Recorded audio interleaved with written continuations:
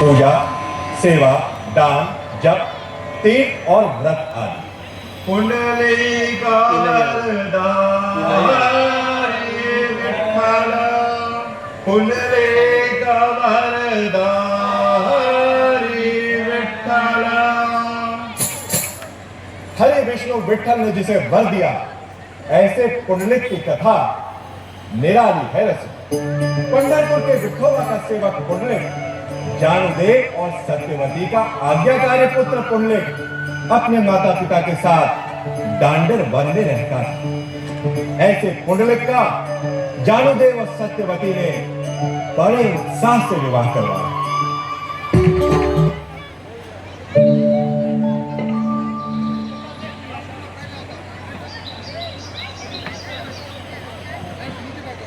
राम राम जानुदेव।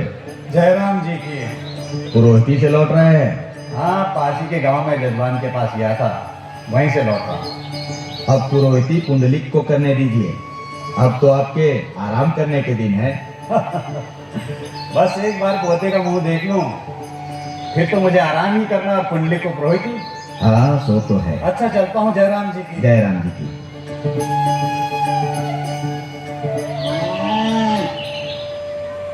सत्यवती, ओ सत्यवती, सत्यवती।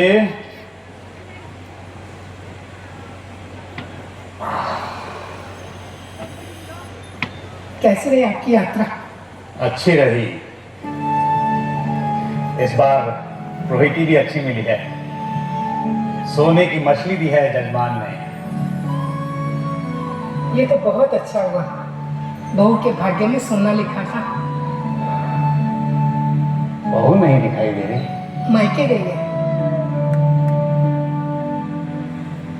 और पुंडलिक? वो भी साथ गए।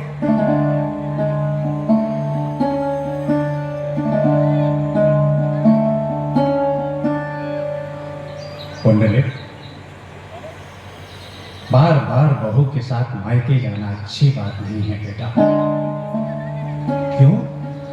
उसमें क्या बुराई है बेटा? बार बार ससुराल जाने से मान घटता है। मुझे तो ऐसा नहीं लगता। बहू का महीनों महीनों मायके रहना भी उचित नहीं है। वह अपना घर छोड़कर आई है आबा, यहाँ उसका मन लगने में समय तो लगेगा। समझता हूं, मुझे बहू के मायके जाने में कोई आपत्ति नहीं है, लेकिन अब तेरी माँ को मदद की जरूरत है और मैं भी यही चाहता हूं कि अब तुम दोनों एक घर संभालो। आबा, घर ठीक ही तो चल रहा है। बेटा, मैं थक गया हूं, तेरी माँ थक गई है। आबा, सीधे क्यों नहीं कहते कि आपको घर में नौकरानी चाहिए? पुंडलिक, क्या मैं घर की नौकरानी हूँ? पुंडलिक, बेटा, मैं चाहता हूं कि मेरे जीते जी तुम पुरोहिती संभाल लो। अब हमारा क्या भरोसा? आबा, मैं पुरोहिती नहीं करना चाहता। ये क्या कह रहे तू? हमारी 5 गांव की पुरोहिती है। आई, मैं घर घर जा आटा दाल घी नहीं जमा करना चाहता। क्या कहना चाहता है तू? पुरोहिती आटा दाल चावल घी जमा करना नहीं है। प्रोस्तिकता हितम करोति। पुरोहित समाज की सेवा करता है। पुरोहित वो है जो समाज का नेतृत्व करता है। तेरे दादा पुरोहित थे, तेरा बाप पुरोहित है, तू पुरोहिती नहीं करेगा तो फिर क्या करेगा? मेरे ससुर जी कह रहे थे कि कोल्हापुर के राज दरबार में मेरे लिए नौकरी की। पुरोहिती छोड़कर नौकरी करेगा ये? इससे तो अच्छा है तू खेती कर ले। वो कहावत है ना, उत्तम कृषि मध्यम व्यवसाय निकृष्ट नौकरी। पुंडलिक, तेरे मन में जो आए सो कर, लेकिन एक बात कान खोलकर सुन ले। जिस दिन से तू इस घर से गया उसी दिन से इस घर में तेरे लिए कोई स्थान नहीं होगा।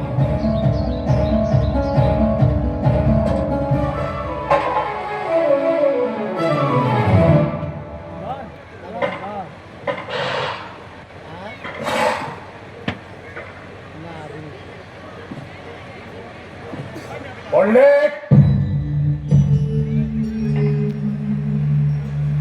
पंडित, पंडित। जी आबा। ये किसका घोड़ा बना है? मेरा आबा। तुम्हारा? हाँ आबा। मुझसे बिना पूछे तुमने ये घोड़ा कैसे खरीदा? आबा मैंने खरीदा नहीं। तो फिर ये तुम्हारे पास कैसे आया? ये मेरे ससुर जी ने मुझे भेज दिया ताकि उनकी बेटी को चलना ना पड़े। तू इसी समय ये घोड़ा वापस लेके आ। क्यों आबा? बहू को पैदल चलने में इतना कष्ट होता है तो मायके की यात्रा कम करे, और तुझे उसके कष्टों की इतनी चिंता है तो तू अपनी कमाई से बड़ा खरीद। आबा, आपकी समस्या क्या है? मैं देख रहा हूँ जब से मेरा विवाह हुआ है आप लड़ने का कोई ना कोई बहाना ढूंढते रहते हैं। ये तो तेरी मति का खेल है। मैं तो सिर्फ इतना चाहता हूं कि तुम आत्मनिर्भर बनो। पराधीन सपने हूं सुख नहीं, पराधीन व्यक्ति को सपने में भी सुख नहीं मिलता। आगे तेरी इच्छा। और रसिकों, कभी सास बहू में, कभी पिता पुत्र में कलह बढ़ता रहा, और एक दिन जानुदेव ने अपने पुत्र पुंडलिक को बुलाकर कहा,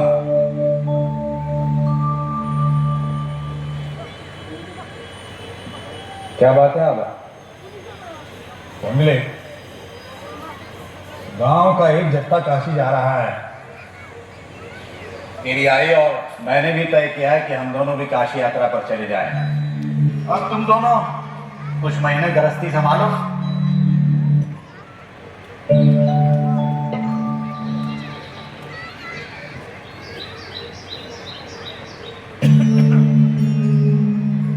हम भी काशी जाएंगे। क्यों? बूढ़ा बूढ़ी का क्या भरोसा, कहीं रास्ते में ही चल बसे तो क्रियाकर्म कौन करेगा? और तुम्हारी माँ अभी तक अपने गहने दिए नहीं। मर जाएंगे पर बताएंगे नहीं कहाँ छुपा रखे हैं। तुम्हें गहनों का क्या करना है? ठीक है, तो गहने काशी में ही लुटाने दो।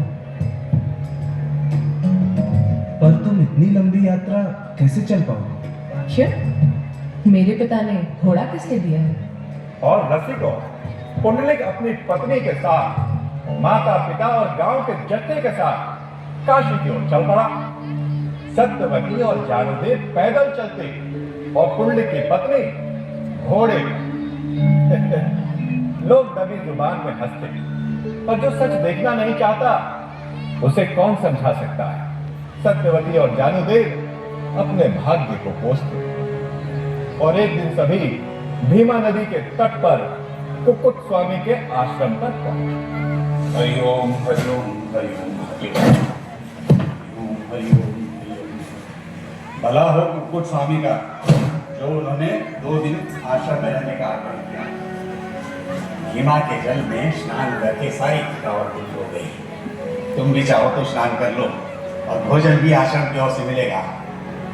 चलो, कम से कम 2 दिन तो शांति रहेगी। हरिओम हरिओम हरिओम।